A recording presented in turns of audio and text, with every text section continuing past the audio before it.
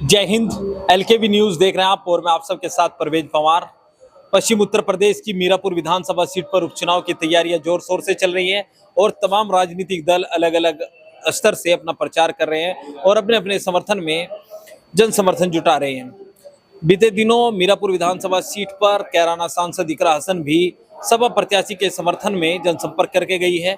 वहीं अब हरिंदर ताऊ जी भी यहाँ पर मीरापुर विधानसभा सीट पर सपा प्रत्याशी के समर्थन में सभाएं कर रहे हैं, लोगों से मिल रहे हैं, जनसंपर्क कर रहे हैं। तो इनसे जानकारी हासिल करेंगे मीरापुर विधानसभा सीट को लेकर के किस तरह का माहौल है, किस तरह का समर्थन मिल रहा है। सबसे पहले तो ताऊ जी आपका स्वागत है। धन्यवाद आपका और आपके दर्शकों को ताऊ का राम राम। ताऊ जी, क्या माहौल लग रहा है मीरापुर विधानसभा सीट पर? माहौल तो तुम जैसे पत्रकार जाने सारी, असली तो तुम जानो। हमें तो नहीं आपकी समझ में नहीं आ रहा। हमारी तो सारी चीज समझ में है, लेकिन हमें तो तुम लोग नू कह दोगे कि जिसके साथ आए हो उसी को बताओगे। सच्चाई ये है कि जनता परेशान है, किसान वो परेशान, मजदूर वो परेशान, युवा वो परेशान, महिला वो परेशान, कर्मचारी वो परेशान, छोटा व्यापारी वो परेशान। जयंत चौधरी जी तो कह रहे हैं ना किसान परेशान है ना मजदूर परेशान है, सबका हित भाजपा में सुरक्षित है। हाँ, 750 किसानों की शहादत हुई है तो वो किसने कराई है?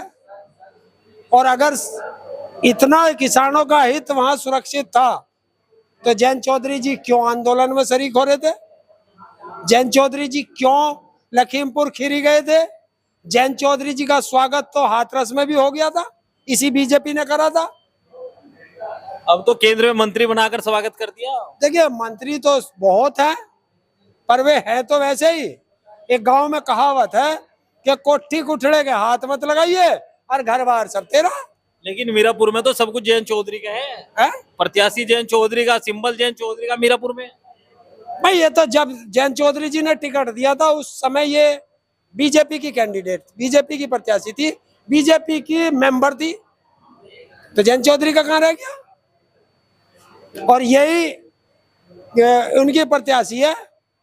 जब 2017 का चुनाव हारने के बाद आरएलडी छोड़ के गई थी तो तब ये कहा था कि ये 1.5 जिले की पार्टी है। उन 1.5 जिलों में मुजफ्फरनगर भी तो होगा। नहीं, पता नहीं वो कौन सा है। 1.5 जिले की पार्टी है तो जो प्रत्याशी इसे 1.5 जिले की पार्टी बता रही हो है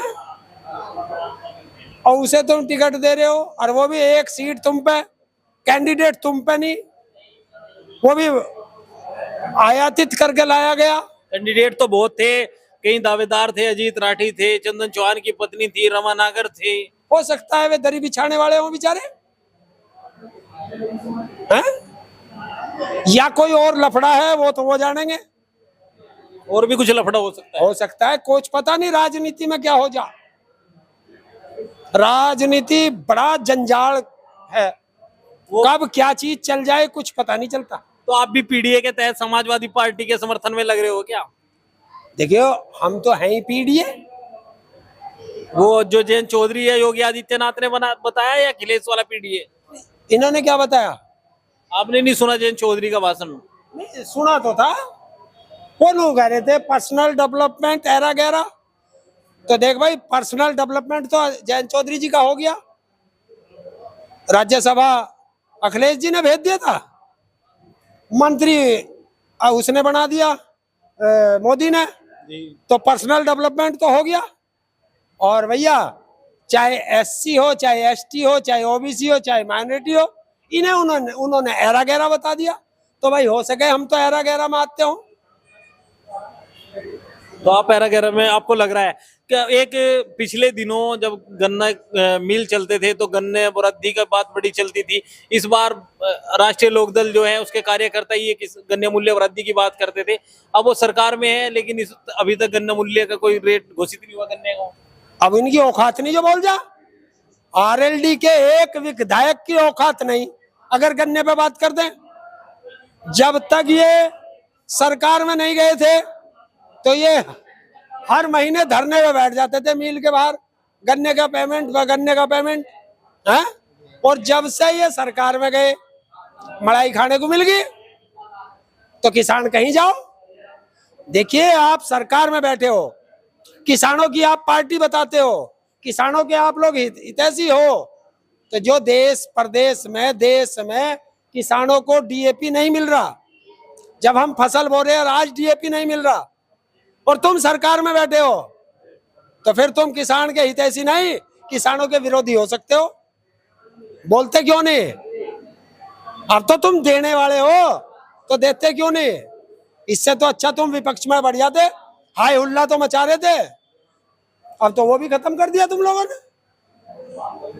अब अखिलेश यादव जी कह रहे हैं कि डीएपी नहीं मिल रही है भाजपा सरकार में। ये मैं नहीं कह रहा, या अखिलेश जी नहीं कह रहे, ये तो आपके पास वीडियो आ रही होंगी, रोज लाइन में लग रहे किसान, रोज लाइन में लग रहा, और एक एक कट्टे के लिए भी रजिस्ट्रेशन हो रहे हैं।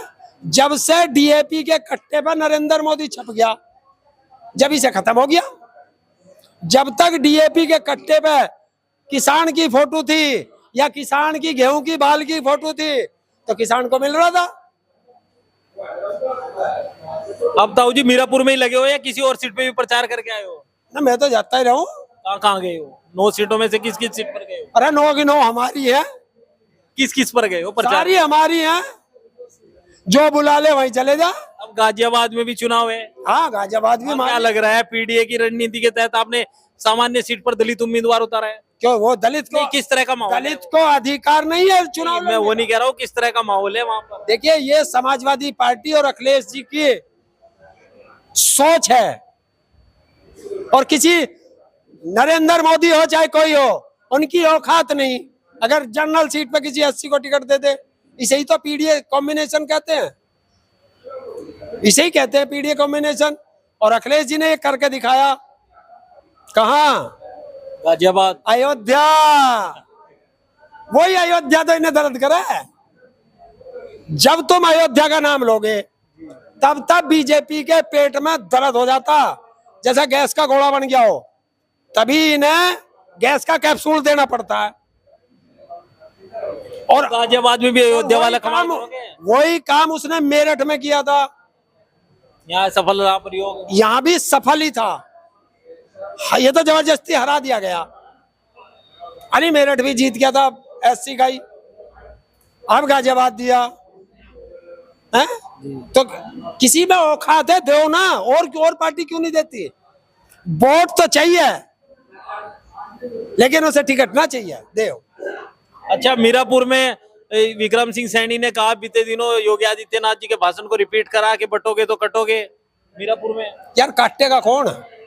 उसका नाम बताओ, उसका नाम नहीं ले सकते। देख भाई, अगर बटेगा तो 1200 का, 1100 का, 900 का सिलेंडर मिलेगा, है? बटोगे तो तुम्हारा स्कूल खत्म, बटोगे तो तुम्हारे हॉस्पिटल खत्म, बटोगे तो थारे गन्ने का पेमेंट नहीं मिला, बटोगे तो तुम्हें गन्ने का रेट नहीं मिला। तो हम भटका रहे, हम तो कह रहे एससी एसटी ओबीसी माइनॉरिटी एक तरफ और देश के गद्दार एक तरफ। तो गद्दार है में तो जो देश के किसानों को, मजदूरों को, युवाओं को, महिलाओं को बांटने की बात करता हो और संवैधानिक पद पे बैठ के बात करता हो। अगर आज इस हिंदुस्तान के अंदर चुनाव आयोग जिंदा होता तो इस नारे पर एफआईआर दर्ज हो जाती। इसी तरह के एक नारे पर बाला साहब ठाकरे जी, जो किसी संवैधानिक पद पर भी नहीं थे, 6 साल के लिए उनके ऊपर बैन लग गया था। और ये तो संवैधानिक पद पे संविधान की शपथ लेके आए, तब नफरत की बात कर रहे। तो हिंदुस्तान में संविधान का राज तो है नहीं, लोकतंत्र तो बचा नहीं, तानाशाहों की सरकार है, और इसी बात को हम कह रहे हैं। अच्छा, मीरापुर को लेकर सवाल कर लेते हैं। मीरापुर में प्रचार कर रहे हैं, किस तरह का माहौल नजर आ रहा है? क्या समाजवादी पार्टी आज जीत दर्ज कर बहुत लेगी? बढ़िया, भाईचारे का ऐसा माहौल कि जो मीरापुर से बढ़िया भाईचारे का माहौल है ही नहीं। सबसे बढ़िया माहौल है। आपको लग रहा है राष्ट्रीय लोकदल से ये सीट छीन लोगे? हम किसी से छीनते नहीं है, ना ना ना ना, हमें ना किसी से छीननी ना कुछ करना। हम तो अपने भाइयों में जा रहे, उनसे पूछ रहे भाई डाई मिल गई,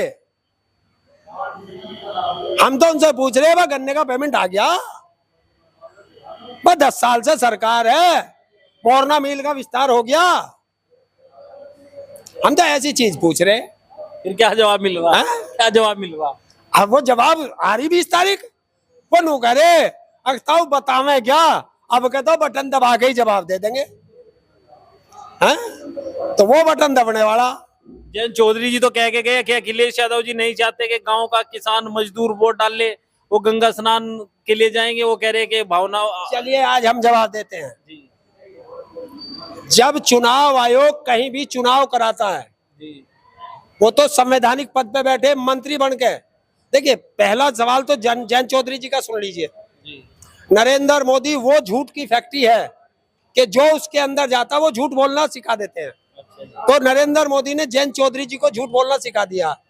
जब तो हाँ, तो चुनाव आयोग से पता करो। जी जब देश में कहीं भी चुनाव होता है जी तो चुनाव आयोग सबसे पहले सरकार से बात करता है। वहां के बड़े प्रशासनिक अधिकारी जैसे प्रमुख सचिव, डीजीपी, जी इन सब से बात करता है। और उस क्षेत्र के कोई भी त्योहार हो, फेस्टिवल हो, उन सब की पूरी जानकारी लेकर के तब डेट डिक्लेयर करता है। जी। तो क्या योगी आदित्यनाथ को नहीं पता था कि उत्तर प्रदेश के अंदर गंगा स्नान भी है? यहाँ के डीजीपी को नहीं पता था? यहाँ के प्रमुख सचिव को नहीं पता था? खुफिया एजेंसियों को नहीं पता था? बताओ ना, उनको पता नहीं था। और अगर उन्हें पता नहीं था तो इन पदों पे बैठे क्यों? अपने घर को जाओ। गलती तुम्हारी थे तो दूसरे के नाम, अपनी गलती नहीं बताओगे स्टेज पे खड़े हो गए। और अखिलेश जी ने क्या कहा जब तुमने चुनाव डिक्लेयर कर दिया? क्या 20 तारीख को अवकाश नहीं रहेगा, छुट्टी का दिन नहीं रहेगा? तो फिर छुट्टी क्यों कर रहे हो? मैं आज क्षेत्र में घूम रहा था, मुझे लोगों ने बताया डूब के मर जाना चाहिए ऐसी सरकार को कि स्कूलों के मास्टरों से कह रहे हैं कि आप क्षेत्र में जाओ, हमारे लिए वोट मांगो।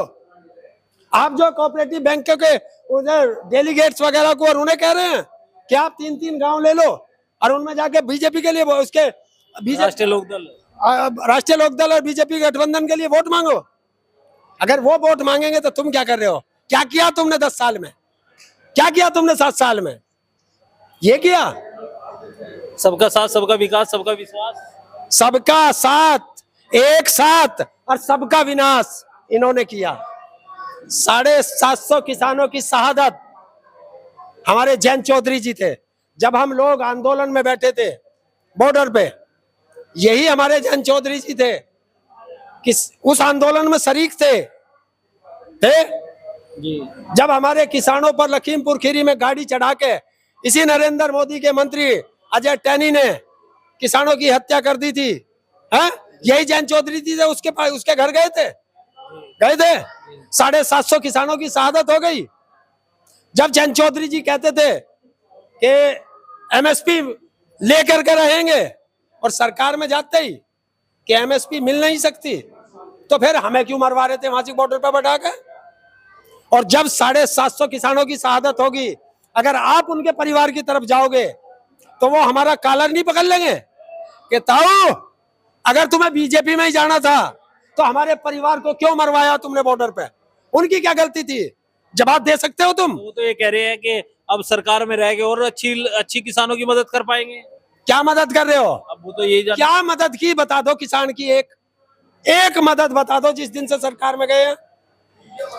डाई मिल रही है, किसान की फसल का दाम घोषित हो गया, गन्ने का जो पुराना पेमेंट था वो मिल गया। कोई तो बताओ, एक काम तो बताओ। देखिए मैं अपने घर बैठ के बहुत ईमानदारी तो ये है, मैं सच कहता हूँ।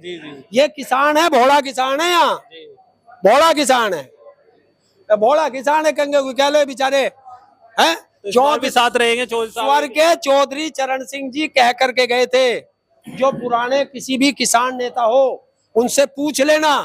स्वर्गीय चौधरी चरण सिंह जी ने कहा था कि मेरे भोले किसानों कुछ भी कर लेना, इन आरएसएस वालों को गांव में मत घुस जान देना। और जिस दिन ये आरएसएस वाले तुम्हारे गांव में घुस गए, तुम किसानों का नाश हो जाएगा। और हमने क्या करा? गांव छोड़ हमने तो घर में घुसा लिए, तो नाश हो गया नहीं हो गया? है? तो मीरापुर का बता दो अब थोड़ा सा मैं। सुन ले, वही बता रहा हूँ। जी जयंत चौधरी जी ने माइक से कहा कि ये मेरी कैंडिडेट नहीं है, स्वर्गीय अजीत सिंह जी की कैंडिडेट है। हैं? तो स्वर्गीय अजीत सिंह जी ने 2009 में उपचुनाव में टिकट दिया था। हैं? ये जीत गई। भाई 2012 में किसने टिकट दिया था? जयंत ने। हैं? ये तीसरे नंबर पर रही। 2019 में किसने टिकट दिया था? 17 में जयंत चौधरी ने। ये चौथे नंबर पर रही। हैं? तो भाई ये मिस कारतूस ही चलता रहेगा क्या हर बार? थारे पर नई गोली है ही ना, और जब थारे पर नई गोली ना तो क्यों बेकार की बात कर रहे हो? तो मीरापुर विधानसभा मीरापुर उपचुनाव में को सांप लिख ले। जी भाई पेट्रोल हो गया महंगा, और अब तो भैया बिना पेट्रोल वाली चलेगी, साइकिल चलेगी दबा दब दबा दब दबा दब, साइकिल जीतेगी, ये लिख लो। तो मीरापुर विधानसभा उपचुनाव को लेकर हरेंद्र ताऊ जी की राय आपने सुनी। आगे के अपडेट के लिए बने रहिए एलकेबी न्यूज के साथ। चैनल अगर आपने अभी तक सब्सक्राइब नहीं किया तो चैनल को सब्सक्राइब कर ले। वीडियो फेसबुक पेज पर देख रहे हैं तो हमारा फेसबुक पेज फॉलो करें। जय हिंद।